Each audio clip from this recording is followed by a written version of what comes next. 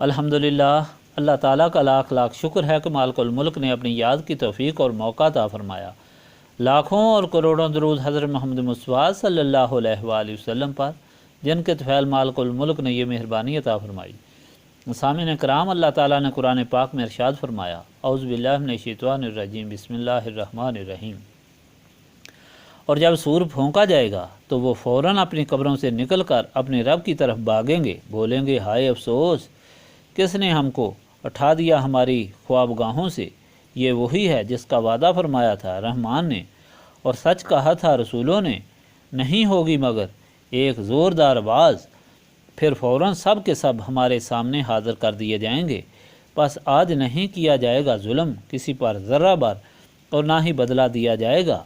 مگر ان اعمال کا جو تم کیا کرتے تھے۔ بے شک اہل جنت آج اپنے اپنے شغل سے لطف اندوز ہوتے ہوں گے، اور ان کی بیویاں تخت پر تکیہ لگائے بیٹھے ہوں گے، اور ان کے لیے وہاں پھل ہوں گے، اور انہیں وہ ملے گا جو وہ طلب کریں گے۔ تم سلامت رہو، انہیں کہا جائے گا اپنے رب رحیم کی طرف سے، اور اے مجرموں آج الگ ہو جاؤ، کیا میں نے تم کو یہ پکا حکم نہیں دیا تھا، اے اولاد آدم، کہ شیطان کی عبادت نہ کرنا، بلا شبہ وہ تمہارا دشمن ہے، اور میری عبادت کرنا یہی سیدھا راستہ ہے۔ تم میں سے شیطان نے بہت سے لوگوں کو گمراہ کر دیا، کیا تم عقل نہیں رکھتے؟ یہ ہے وہ جہنم جس کا تم سے وعدہ کیا گیا تھا، آج داخل ہو جاؤ اس میں اپنے کفر کے بدلے۔ آج ہم مہر لگا دیں گے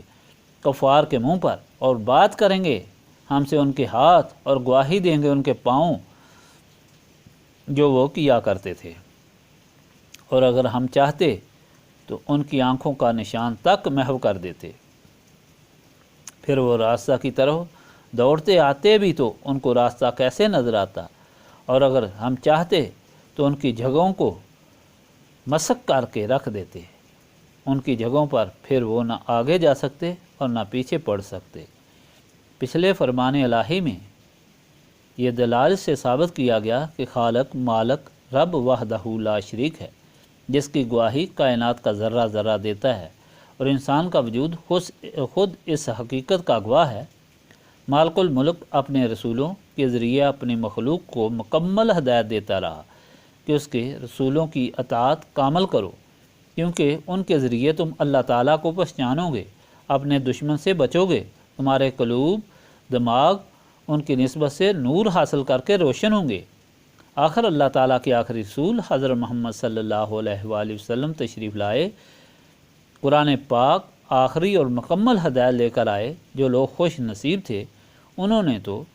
رسولوں کی اطاعت کی، اس طرح دونوں جہانوں میں سرخرو اور سرفراز ہوئے، لیکن جو بدبخت تھے انہوں نے رسولوں کی غلامی اور اطاعت حاصل کرنے کی بجائے کہا کہ تم تو ہماری طرح انسان ہو، تم کس طرح اللہ تعالیٰ کے رسول ہو سکتے ہو؟ ایسے لوگ اللہ تعالیٰ کے عذاب میں آئے، اور قوموں کی قومیں مٹ کر نیست و نابود ہو گئیں۔ جب آخری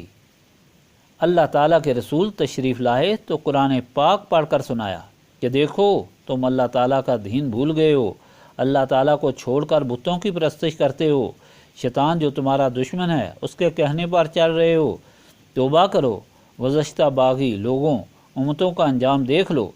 یہ رسول تمہاری بہتری کے لیے تمہیں اللہ تعالیٰ کے راستے پر چلانے اور پاک و صاف کرنے کے لیے آئے ہیں۔ اب تمہاری بھلائی اسی میں ہے کہ تم ان کی اطاعت کامل کرو، تاکہ تم ان کی نسبت سے وہ روشنی حاصل کر سکو جو ان کے سینہ پاک میں ہے، اور اس طرح شیطان سے بچ کر دونوں جہانوں میں سرخرو اور سرفراز ہو سکو۔ لیکن بدبختوں نے رحمت للعالمین صلی اللہ علیہ وآلہ وسلم کو بھی یہی کہا کہ آپ صلی اللہ علیہ وآلہ وسلم تو ہماری طرح انسان ہیں، آپ صلی اللہ علیہ وآلہ وسلم اللہ تعالیٰ کے رسول کس طرح ہو سکتے ہیں؟ اور اس طرح تباہی اور بربادی کا شکار ہوئے۔ لیکن نیک بختوں نے تو اپنے سینوں کو اللہ تعالیٰ کے محبوب کے سینے کی روشنی سے منور کیا، وہ سمجھ گئے اللہ تعالیٰ کی بندگی اور رسول پاک صلی اللہ علیہ وآلہ وسلم کی غلامی سے بہتر دنیا و معافیہ میں کوئی چیز نہیں، اس لیے انہوں نے اپنی جان، مال، اولاد، ماں باپ، وطن، آرام، ہر چیز اللہ تعالیٰ کے محبوب صلی اللہ علیہ وآلہ وسلم کی غلامی پر قربان کر دیا، اور یہ بھی اللہ تعالیٰ کے پیارے بندے بن گئے۔ جن کے لیے اللہ تعالیٰ نے وعدہ فرمایا کہ دونوں جہانوں میں عزت ان کی ہے، دونوں جہان ان کے ہیں۔ آج کا فرمان الہی انہی کے انجام کے متعلق وضاحت سے بیان کیا گیا ہے۔ جب قیامت کا وقت آئے گا اس وقت اسرافیل سور پھونکیں گے، ایسی آواز ہوگی تمام قبریں پھٹ جائیں گی اور لوگ نکل نکل کر اللہ تعالیٰ کی طرف بھاگیں گے۔ جن لوگوں نے زندگی اللہ تعالیٰ کے حکم کے مطابق گزاری، رسول پاک صلی اللہ علیہ وآلہ وسلم کی غلامی میں گزاری، ان کو تو اس میدان حشر میں حساب نہیں دینا پڑے گا۔ وہ اللہ تعالیٰ کے سامنے سجدے میں پڑ جائیں گے، سر اٹھائیں گے تو قیامت گزر چکی ہوگی اور انہیں جنت کے باغوں میں داخل کیا جائے گا، اور جن سے دنیا میں لغزشیں ہوئیں اور دین اسلام پر قائم رہے ایسے گنہگار اگروں کے لیے نبی پاک صلی اللہ علیہ وآلہ وسلم فرماتے ہیں کہ میری شفاعت ہوگی۔ حضور پاک صلی اللہ علیہ وآلہ وسلم کے پاس ہر طرف سے مجبور ہونے کے بعد تمام نبیوں سے جواب کے بعد حاضر ہوں گے شفاعت کے لیے، تو حضور پاک صلی اللہ علیہ وآلہ وسلم فرمائیں گے کہ ہاں میں تمہاری شفاعت کروں گا۔ آپ صلی اللہ علیہ وآلہ وسلم اللہ تعالیٰ کے سامنے سر بسجود ہو جائیں گے۔ اللہ تعالیٰ فرمائیں گے اے محمد صلی اللہ علیہ وآلہ وسلم کیا چاہتے ہو؟ تو آپ صلی اللہ علیہ وآلہ وسلم عرض کریں گے مخلوق کی شفاعت تو حکم ہوگا سر اٹھاؤ، شفاعت کرتے جاؤ میں قبول کروں گا۔ اب صلی اللہ علیہ وآلہ وسلم کو مقام محمود پر متمکن کر دیا جائے گا اور حضور پاک صلی اللہ علیہ وآلہ وسلم شفاعت فرماتے جائیں گے، لوگ نجات حاصل کرتے جائیں گے۔ جنت میں تختوں پر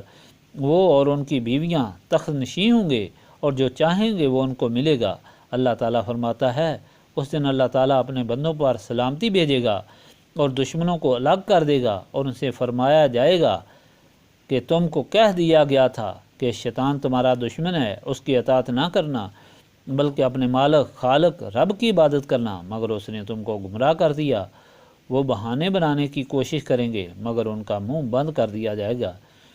پھر ان کے ہاتھ اور پاؤں ان کے بدعمالی کی گواہی دیں گے، پھر انہیں جہنم میں عذاب کے لیے بھیج دیا جائے گا، اور حکم ہوگا یہ ہے وہ جگہ جس کا تم سے وعدہ کیا تھا۔ اللہ تعالیٰ فرماتا ہے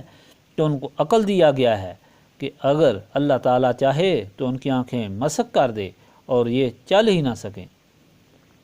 اللہ تعالیٰ چاہے تو خود ان کو ہی مسخ کر دے کہ وہ نہ آگے جا سکیں نہ پیچھے۔ پھر کس بات پر اتراتے ہیں کہ اللہ تعالیٰ کے فرمان کو نہیں مانتے، اس کے محبوب صلی اللہ علیہ وآلہ وسلم کے سامنے گستاخی کرتے ہیں